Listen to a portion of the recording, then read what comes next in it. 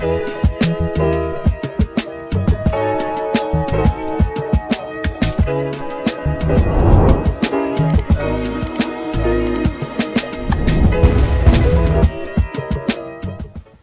we're into an episode of On the Wrist from Off the Cuff to have a really cool review for you guys from the brand Tudor.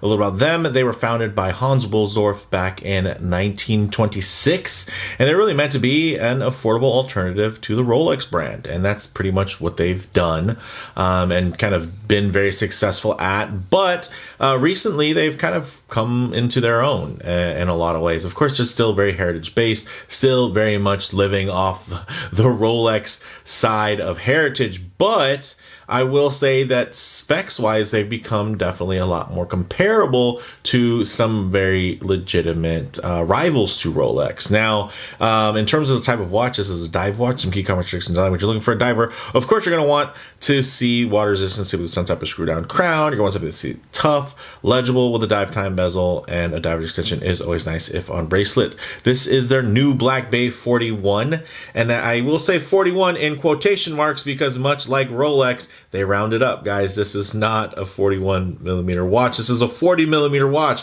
40 millimeter case, 40 and a half across the bezel, guys. So for those of you that were worried this watch would be too big, I have to say, pleasantly surprised. This thing wears pretty much exactly like an SPB 143 from Seiko, and I know that's a sweet spot for a lot of different wrists. So excited to share that with you guys, but of course I couldn't be reviewing this piece if it wasn't for the team over at Belmont Watches, so big shout out to them. You can buy this exact unit from them for $47.50. Of course, they are pretty much sold out at most of the boutiques and ADs, so it's nice that Belmont was able to secure one and, you know, kind of put it to the side for somebody who's looking for this piece. So with all that said, let's go ahead, zoom the camera out, get this piece in hand, and take a closer look.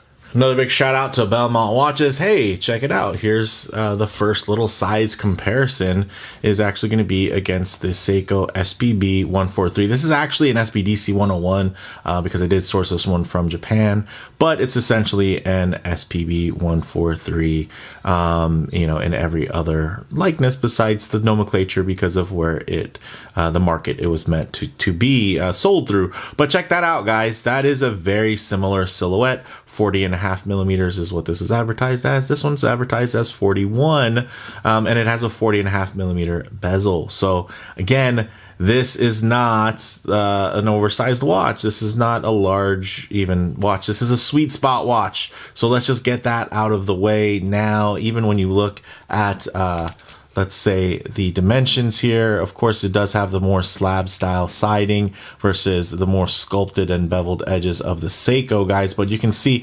very similar footprint from that perspective. Now, speaking of footprints, so this has a 40 millimeter diameter, like I said, 40 and a half across the bezel, 13 and a half thick, and 49.2 lug to lug. Of course, this still has the stickers because this is actually a brand spanking new unit that, you know, has never been owned or worn, so not pre-owned. This is just a new watch that, you know, Belmont was able to source.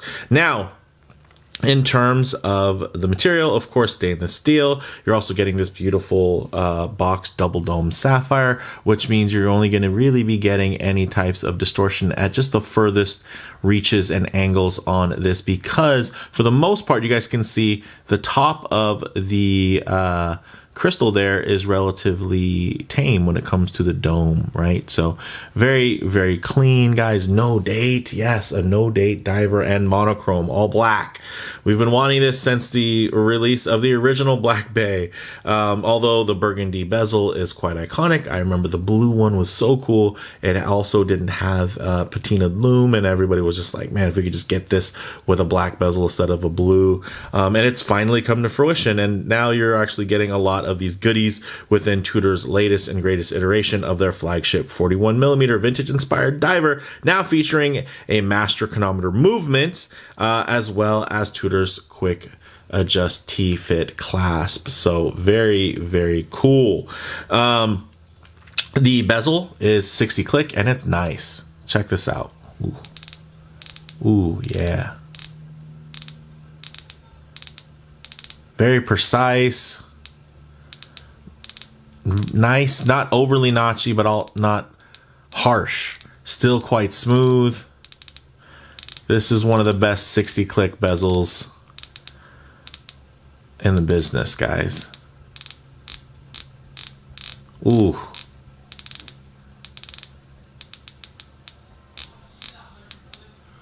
It's a good one. It's a good one. Yes, it's quite thin when it comes to that bezel grip, so you are going to have to really be a little bit more strategic with your finger placement, but it does all the right things, and it does feel quite nice.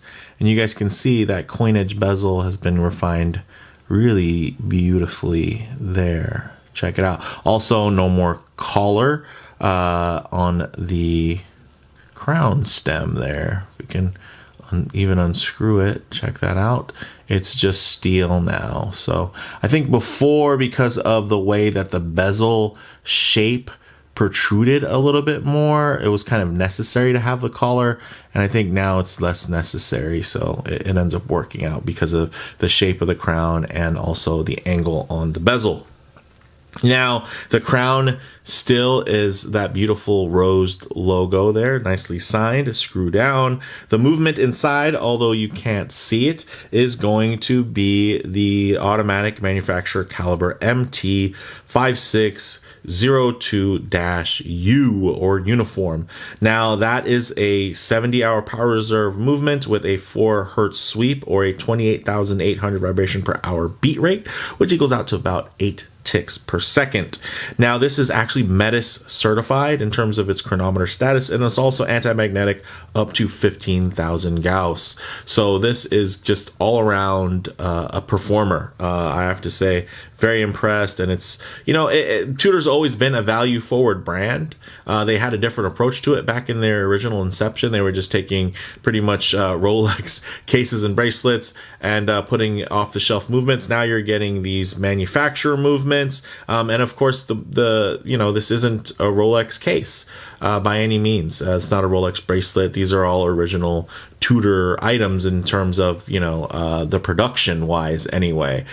So of course, the aesthetic, it clearly is an homage to Rolex, even if you say there's an homage to the original Tudors, but the original Tudors were just Rolexes without the movement, without the in-house movement. So, semantics from that perspective. So you do have a solid case back, so it does keep the profile still on the thinner side. And something you're noticing too is that the profile on this bracelet, this is probably one of the reasons they don't call it a Jubilee bracelet, because typically a Jubilee bracelet would be flat with kind of that D-shaped hump.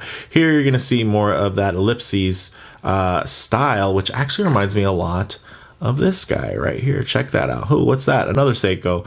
So this is the SJE101 Marinemaster, and also 200 meters. You guys can see when you look at them next to each other, this is probably be more akin to the Black Bay 58 in terms of being more of a 39 millimeter watch versus being more of a 40. But in terms of that bracelet comfort there, you're definitely getting a nice option for sure.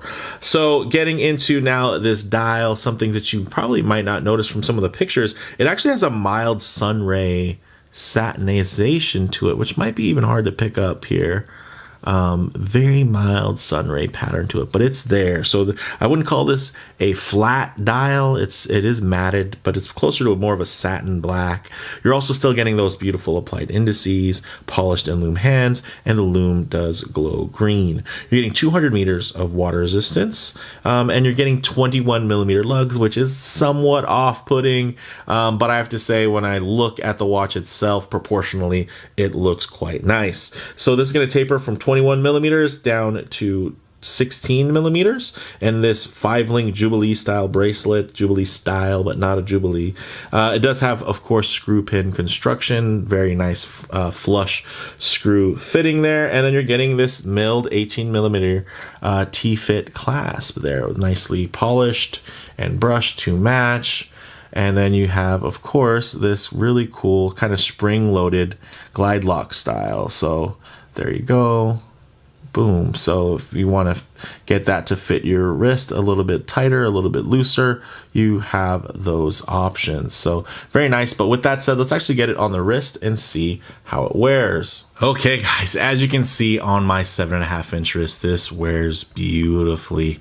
Check that out. Of course, my wrist is on the larger side of average at 7.5 inches, but you can also notice that it's also quite tall. It's a round wrist, so it's not like it's flat and super wide and accommodating. So I'm always going to still be aware of things like lug to lug, proportions, and, you know, all those little eccentricities that kind of go into selecting a watch. I have to say this thing wears quite nicely. I have to say it'd be nice, of course, if they had some more tricks in terms of some of the case contouring, but I am a little bit spoiled by Seiko and their magic in terms of the way that they do cases. But you guys can see here, this is far from a super thick side. It is still a slab side, but it is a nice size. I wouldn't call it thin. I wouldn't call it thick. It's just right there and proportional. Of course, if I get my wrist a bit too close to the lens, you're going to get a bit of perspective distortion. So what I like to do is keep my wrist nice and low here, and then just tighten up the frame so that you guys can get, you know, of course, still a detailed look, but just a bit of a truer aspect ratio as to how this may sit on your own wrist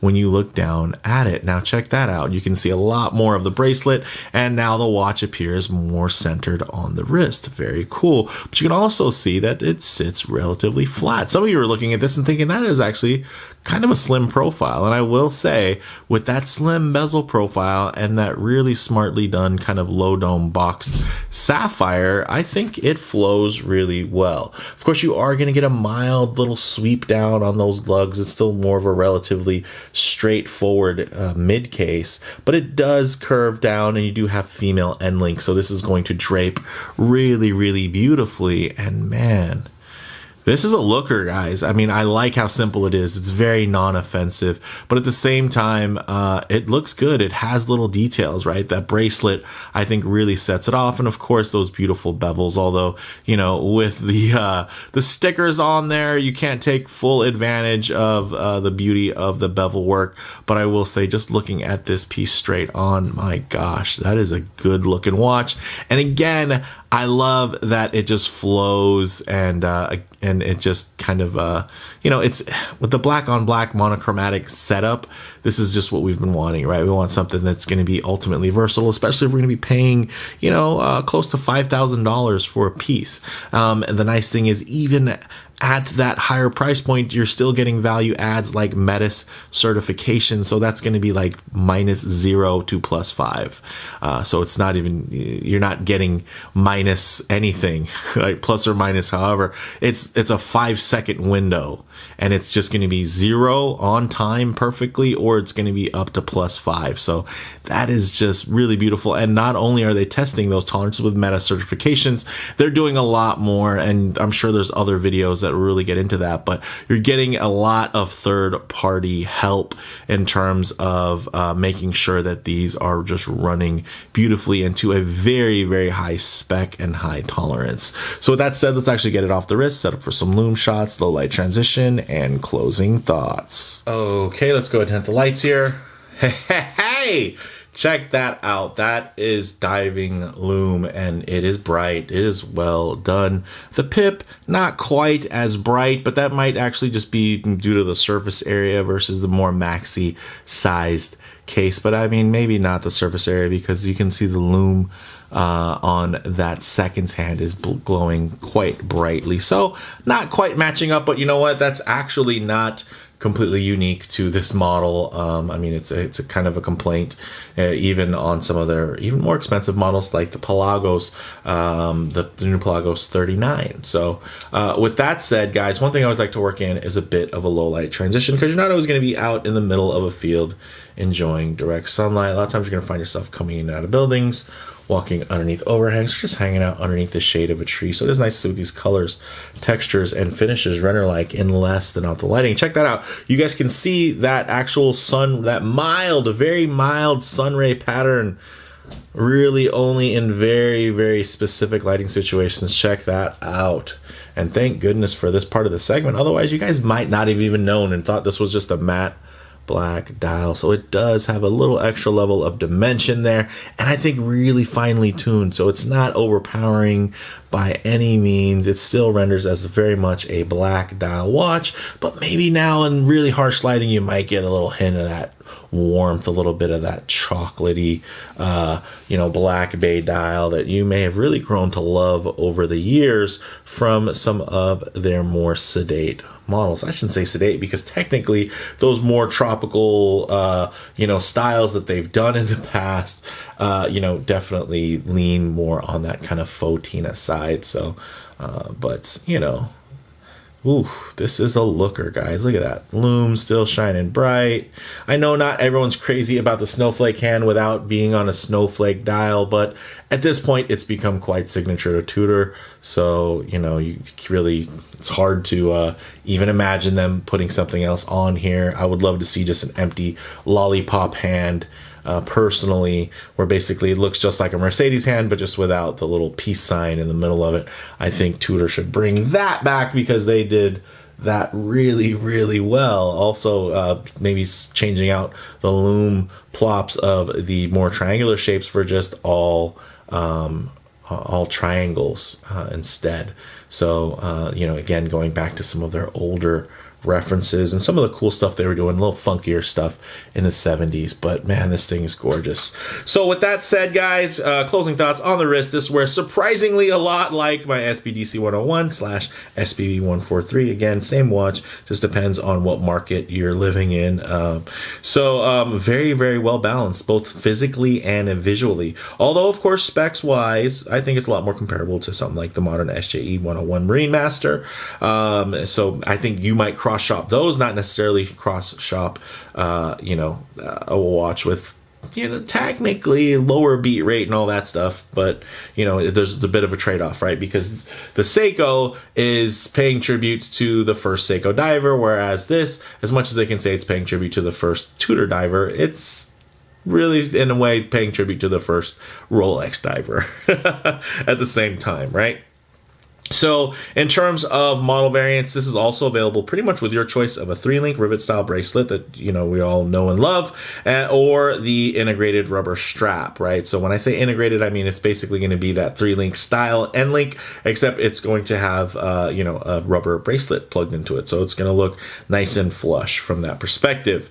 In terms of comparable models, you know, it definitely undercuts classics like the Omega Seamaster 300, with really the only objective trade-offs being aluminum versus ceramic on the insert and brand prestige, right? With Tudor pretty much forever in history being a value-forward Rolex alternative, whereas Omega is a bona fide Rolex competitor. And no, I don't mean sales-wise. Yes, I know globally in today's market, you know, Tudor, or I should say, Rolex has about a third of the market, right? So not sales-wise, but historical significance in terms of, you know, where they lay ultimately. I'm not talking just finances. I'm talking about when brand recognition and everything like that, and your average folks, as well as, you know, the ones who dig into every single reference and every little detail on the enthusiast side. So for me, guys, bottom line, I think this will be an absolute smash hit with both enthusiasts and the casual market. You know, when the original ETA-powered Black Bays were introduced, many hoped for an eventual non-patina monochromatic variation. And after all of these years later, it's finally here. It's just such a great default choice for those young professionals as well as seasoned collectors. So I think it has such a great spread and a hold on the market. You know, Tudor really just continues to live in that sweet spot spread across the entire broad market, which I think is great. You know, this will be a grail for some, and it will be also a daily beater for others. And that is something that is really, really hard to capture because you have to have the history, but you also have to have the value proposition.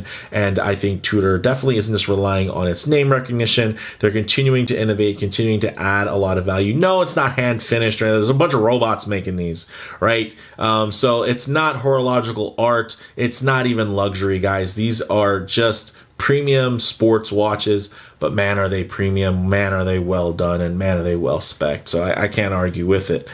So with that said, let me know what you all think down in the comments below. If you like the video, please do it like, and if you're already, please subscribe for more content just like this. Thanks, guys. And another big shout out to Belmont Watches for lending this piece in. So hopefully this is still available. Definitely check the links down in the description by the time this video posts. Thanks, guys.